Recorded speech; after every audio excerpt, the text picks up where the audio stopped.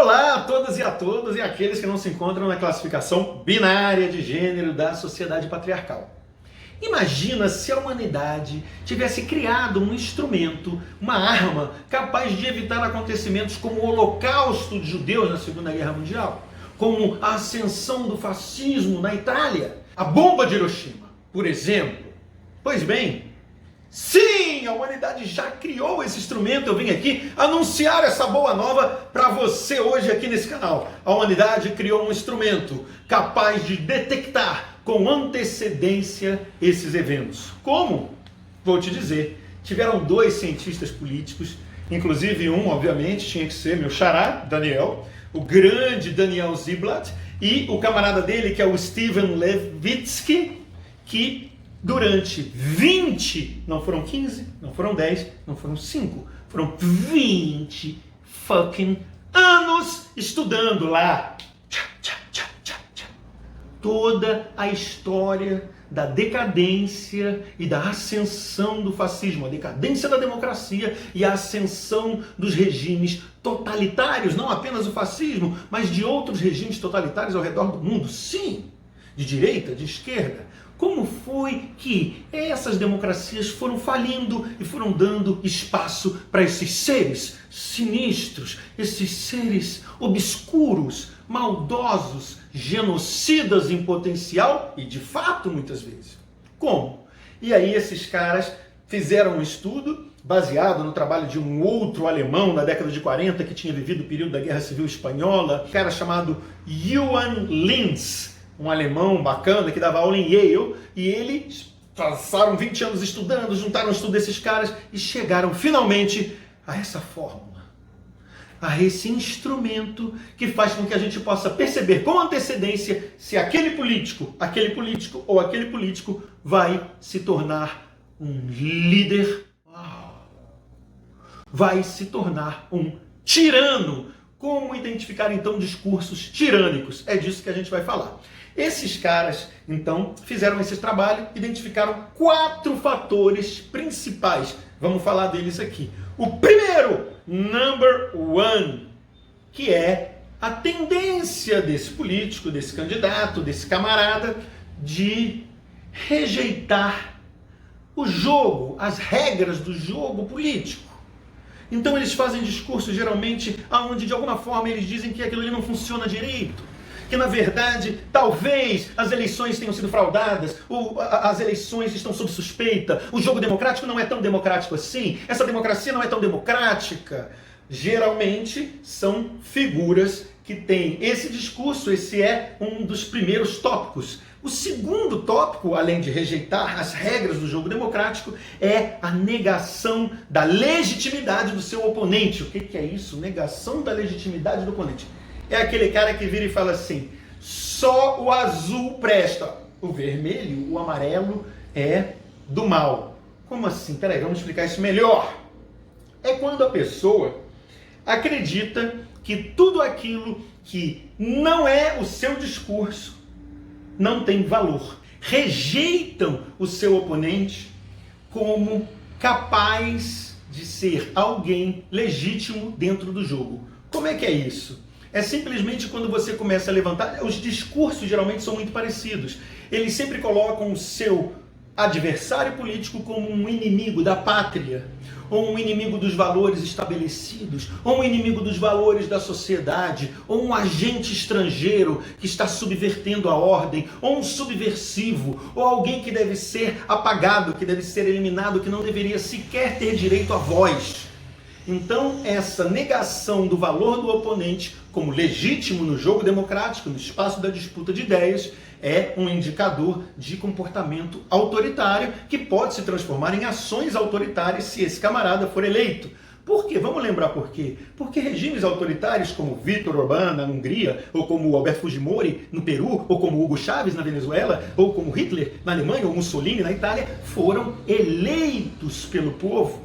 Então, a maneira de evitar é tomar cuidado com esses discursos. Outro tipo de discurso que é muito recorrente em políticos que têm tendência autoritária, segundo o estudo desses senhores, é a tolerância ou o encorajamento a ações violentas é quando você fala assim, ah é? Não vai ser assim, meu irmão? Então eu vou chamar minha galera ali, ó. Segura a tua onda aí, chama a galera ali pra dar resolver e dar um cafofo nessa. Não é assim que funciona na democracia, mas quando você tem um discurso ou uma tolerância a discursos de violência, a discursos agressivos, a discursos que usam metáforas sempre de eliminação, de morte, de não, vamos tirar, vamos metralhar, vamos expulsar, vamos matar, vamos exilar. Esse tipo de discurso é muito perigoso, porque nenhuma ação autoritária na prática, nenhuma ação discriminatória na prática acontece se não for antecedida por um discurso que está ali alimentando e normalizando aquele tipo de ação. Então essa também é uma tendência, né? O encorajamento ou a omissão quando acontece casos de violência, enfim, dos seguidores dessa ideologia ou desse líder autoritário. E o outro fator, e não menos importante, é a disposição política desse camarada, né, de restringir a liberdade ou mesmo restringir a própria liberdade da mídia, a liberdade de imprensa, a liberdade de opinião, sempre de uma forma ou de outra, dizendo que ou que a mídia é subversiva, ou que ela é patrocinada por interesses estrangeiros, ou que ela representa um grupo que quer o mal do país, enfim, tomando cuidado sempre com esses discursos que transformam a liberdade em um problema e que dizem que tudo aquilo que vai contra o governo, tudo aquilo que vai contra aquele líder deve ser retirado, deve ser censurado, deve ser diminuído. Ou seja, restrições a qualquer tipo de opinião que vai contra aquela ideologia é uma característica de um discurso autoritário. O que esse trabalho revela, e é muito interessante, é que existe um perfil comum entre líderes com tendência autoritária. Esse perfil comum geralmente são líderes populistas, geralmente são líderes outsiders, ou seja, que vêm de fora da política ou que negam a política, são políticos que geralmente fazem um discurso contra o sistema, o establishment político, contra o parlamento, ou contra o sistema político, ou contra os partidos políticos. Sempre são políticos que se reivindicam como antissistema, mesmo que eles tenham vindo do próprio sistema, e são também, em geral, políticos com grande poder de convencimento das massas.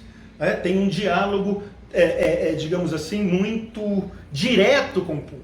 Então eles têm essas características que são características comuns. Existe como evitar isso? Como evitar isso? Bom, primeiro, evitando votar em pessoas que fazem esse tipo de discurso, né? Que tentam lá falar, não, a Constituição, tentam violar ou tentam diminuir o valor ou não respeitar direto ou indiretamente a Constituição, ou que dizem que os seus oponentes são subversivos do mal, ou que quando dizem que eles são os verdadeiros representantes do povo, que alguma coisa foi roubada do povo, né, que o povo precisa agora sim tomar o poder de verdade, ou quando ataca determinados poderes políticos constituídos, seja o executivo, seja o judiciário, seja o legislativo, criando uma crise de legitimidade, dizendo que eles não são legítimos, que o poder republicano não é legítimo, contestando os pilares da Constituição ou da democracia, são geralmente discursos que vão desaguar em alguma coisa que não presta. Então é isso que esses autores revelaram. Isso é muito interessante para se evitar isso. Então a primeira coisa é tomar cuidado com os discursos, são geralmente populistas, pessoas que têm muita capacidade de mobilização, porque são muito apaixonadas e muito convincentes, geralmente jogam com coisas que são muito caras à população, seja a tradição, seja a segurança, seja a fé, seja, enfim, tudo que tem um caráter subjetivo muito pessoal e muito caro para essas pessoas. Todos eles tiveram essa característica. E, bom, a outra ação, obviamente, seria a ação dos próprios partidos políticos.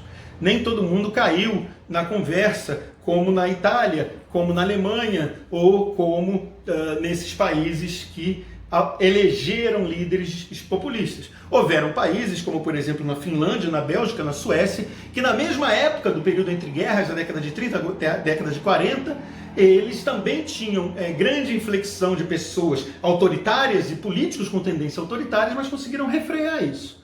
Quais são as maneiras? Ou você isolando os extremistas internamente no seu partido, como a Suécia fez, né, com um partido de direita da Suécia que começou a receber muita influência de pessoas extremistas e que apoiavam Hitler abertamente. Eles preferiram perder 25 mil militantes, desfiliar essas pessoas, isolar elas internamente, em detrimento, inclusive, de eleições municipais, a dar força para esse tipo de discurso que poderia minar o próprio sistema político.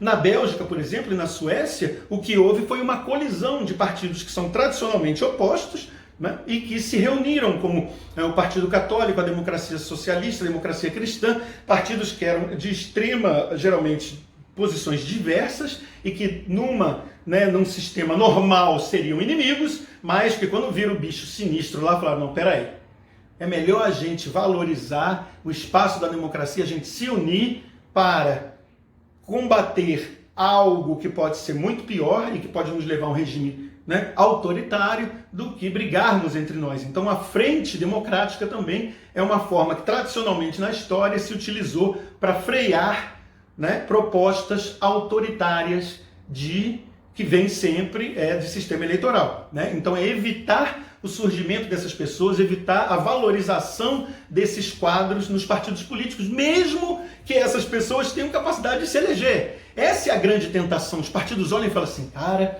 aquele sujeito fala bem, olha como ele se comunica com o povo, ele fala muita besteira, mas quando ele chegar no poder a gente controla ele, a gente consegue controlar. Isso é uma grande ilusão que aconteceu nesses países, como a Alemanha, por exemplo, que a democracia, social-democracia, cedeu ao nazismo achando que poderia controlá-lo depois. Então essa é uma outra forma. Eu espero que vocês tenham gostado. Se inscreva no canal, coloca aí like, não gostei, gostei, acho isso, acho aquilo, ficou muito confuso, começou bem, terminou mal, não entendi nada, como é que é e tal. E espero que vocês gostem do conteúdo.